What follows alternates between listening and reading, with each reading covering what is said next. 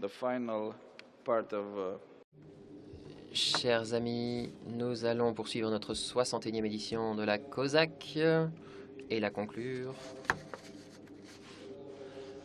Nous sommes prêts d'adopter les conclusions et la contribution de notre COSAC.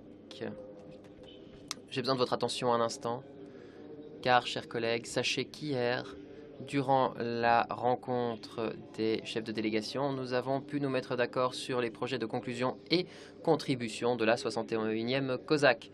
Le texte vous a été envoyé. Vous avez reçu également des copies imprimées. Je vous remercie tous pour votre participation au débat et pour vos contributions. S'il n'y a pas de commentaires, nous considérons que ces conclusions et cette contribution de la 61e COSAC seront officiellement adoptées. Pas de commentaires. Les conclusions et la contribution ont été adoptées.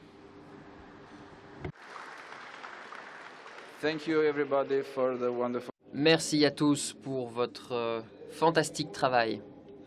Comme je vous l'ai dit au début de la réunion, dans la lettre envoyée à la présidence, le Sénat français a demandé de soulever des sujets importants. Comme promis, et comme je l'ai dit à la Troïka, je vais donner la parole à cette délégation et lui proposer d'évoquer notre session finale. Je vous en prie.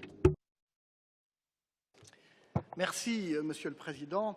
Merci d'abord, tout d'abord sur l'excellent travail de, je dirais, cette COSAC et de votre présidence.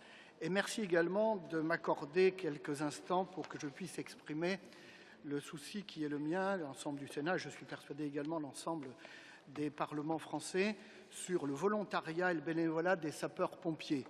Ces principes constituent le fondement du dispositif de sécurité civile en France, mais aussi dans bien d'autres États membres. Or, la pérennité de ce dispositif pourrait être compromise par l'interprétation que la Cour de justice de l'Union européenne a donnée dans son arrêt dit « arrêt Matzak » de février 2018 de la directive de 2003 sur certains aspects de l'aménagement du temps de travail. Les services de garde à domicile des sapeurs-pompiers volontaires sont qualifiés de temps de travail au regard de l'analyse de la Cour de justice. Le risque est donc grand d'une désorganisation de la sécurité civile dans plusieurs des États membres de l'Union. La Commission des affaires européennes du Sénat français a évoqué ce sujet au titre du dialogue politique avec la Commission européenne. Nous avons sollicité une initiative législative visant spécifiquement le volontariat dans l'exercice des missions de sécurité civile, mais la Commission a opposé une fin de non-recevoir à notre demande. Nous continuons à souhaiter qu'une démarche volontariste soit engagée au niveau européen, d'autant plus que, j'insiste, plusieurs États membres sont concernés. Le volontariat et le bénévolat des missions de sécurité civile constituent un sujet qui, je le crois, peut mobiliser une large majorité des parlements nationaux de l'Union.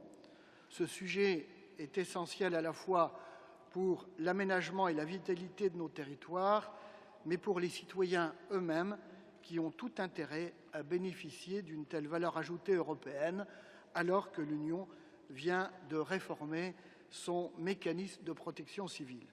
C'est pourquoi, je suis d'avis qu'une directive spécifique garantissant le volontariat et le bénévolat des missions de sécurité civile pourrait relever du droit d'initiative des parlements nationaux. Nous pourrions inviter la Commission européenne à se saisir de ce texte et d'en élaborer, si je puis dire, un projet pour, ça demande souvent 2 à 3 ans minimum pour élaborer une nouvelle directive. Voilà la proposition. Merci, Monsieur le Président, encore une fois, de m'avoir permis de l'évoquer. Thank you very much for, Merci beaucoup pour votre intérêt. L'idée est très intéressante. Maintenant, si vous le permettez, je vais donner la parole à Madame Sadohachi présidente de la délégation finlandaise, afin qu'elle puisse nous faire part de ses remarques finales et nous informer de la prochaine rencontre des présidents du COSAC à Helsinki. Chers collègues, merci. Merci, Monsieur le Président. Je tiens à remercier et féliciter la Roumanie pour sa présidence. Merci pour votre excellent travail. Merci pour l'excellente préparation et gestion de la réunion de la COSAC. Merci pour votre travail. Félicitations pour l'adoption unanime des conclusions finales. Vous avez bien organisé, bien négocié. Félicitations. Je souhaiterais